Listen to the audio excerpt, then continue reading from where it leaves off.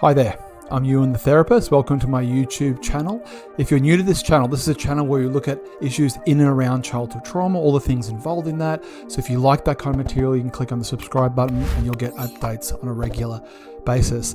Now, the subject of today's video is 4 hidden ways childhood trauma impacts or affects your adult relationships. And relationships are a really wonderful mirror to what's going on inside of ourselves. Because it's important to remember before we get into these 4 ways that childhood trauma isn't just some abstraction that occurs in sort of some way, shape or form. It's always going to be relational trauma. Either kind of bad things happen to us or good things didn't happen to us. As Gabriel Maté says, trauma is when things that should have happened didn't happen, or things that shouldn't have happened did happen, and a mix of those two together. And the imprints of those experiences inevitably end up showing up in our adult relationships.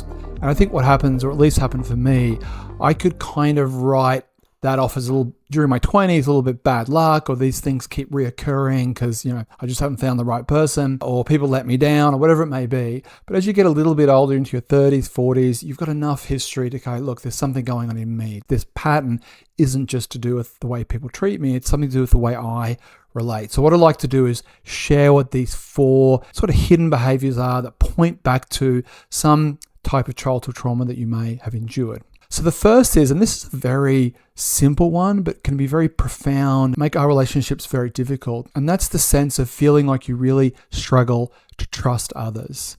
So you may avoid vulnerability. You may feel like you keep people at arm's length. There's some sense that in order to trust, I'm going to be hurt. So that points to something that have gone in our childhood where we haven't really felt like we could depend on others. We've maybe had to develop an independence way earlier than what we needed to. So there's that feeling of like that ability to lean on people, that ability to be supported, that ability to feel safe for some way, shape or form maybe just wasn't available. And that could be due to neglect. It could be stressed out parents or things going on that were kind of felt bigger than our needs. So there's this sense of if I'm vulnerable, I'll get hurt. So the best way to avoid getting hurt is just not to be vulnerable, to kind of keep my distance, preserve myself. But at the same time, we kind of want intimacy. So we might feel this real contradiction inside of ourselves. Like I want closeness, but I pair it with being hurt. But then I want it, but then I don't. We may push people away. When they're at a distance, we might pull them in. And then when they get close, we push them away again. So that sense of, if you feel like you really struggle to trust others and you kind of follow that back, somewhere in our childhood, there's a trauma of feeling like we couldn't, that was dangerous to do so, and we just kind of learnt not to do that. The second thing that may show up is a feeling of like where you struggle to emotionally regulate, and that may come up as a feeling of shutting down or having outbursts.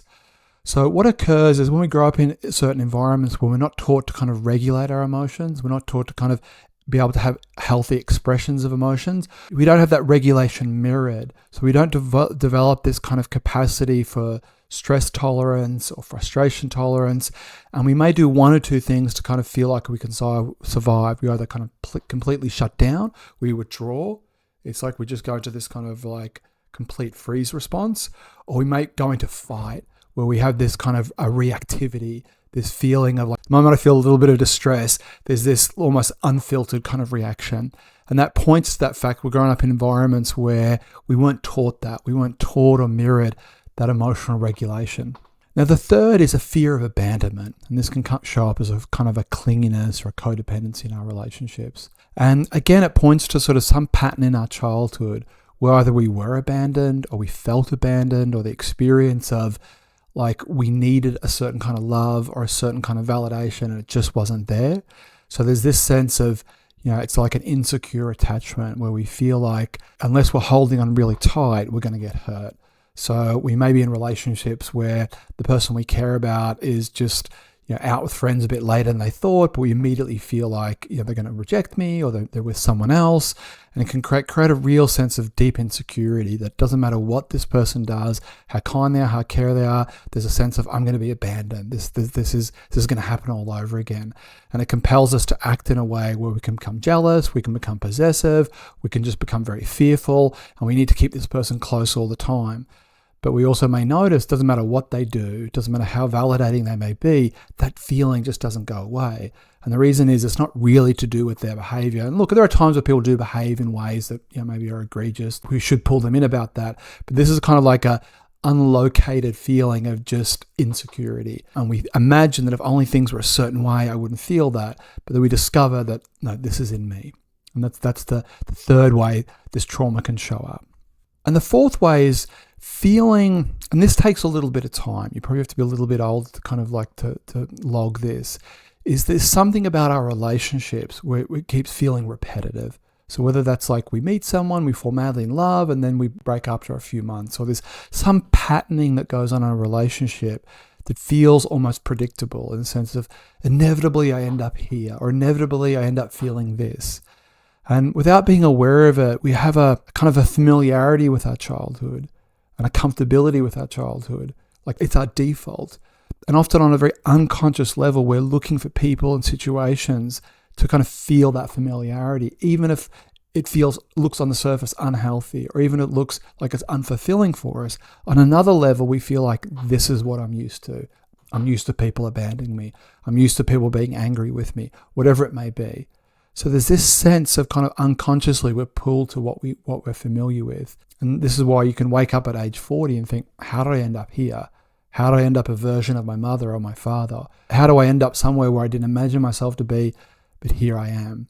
So I think it's very important to know that that when it comes to kind of childhood trauma, that if we're not conscious of these things, or we don't bring the light of awareness to how and why we ended up where we are in a non-critical, non-judgmental way, then these patterns have a lot of power over us. It's like they run the show, and we're in a constant state of reactivity, or of kind of going around and around and around.